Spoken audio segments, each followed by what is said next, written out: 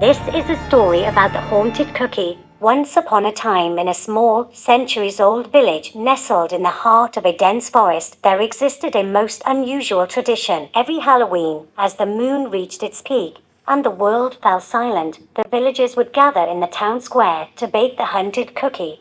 This ancient recipe, passed down from generation to generation, was said to summon the spirits of the forest, both benevolent and malevolent. The recipe itself was a closely guarded secret, known only to the village's eldest baker, a wizened woman named Agnes. She was the keeper of the recipe, and each year, she would select an apprentice to carry on the tradition. This Halloween, a young girl named Eliza was chosen to be Agnes's apprentice. She had grown up watching the eerie rituals of the hunted cookie, and now it was her turn to learn the secrets of the recipe. The ingredients for the hunted cookie were unusual, to say the least. Flour ground from the bones of ancient trees, sugar collected from the cobwebs that draped the forest's hidden glades, and eggs that had been blessed by the spirits of the night.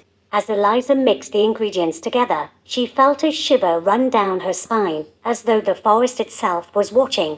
After preparing the dough, Agnes instructed Eliza on how to shape it. The dough was carefully molded into the likeness of a human skull, with intricate details of eye sockets, a nose. It was an eerie sight, and Eliza couldn't help but feel a sense of foreboding as she added the finishing touches with the blood-red icing. Agnes and Eliza placed the hunted cookie on a large stone pedestal.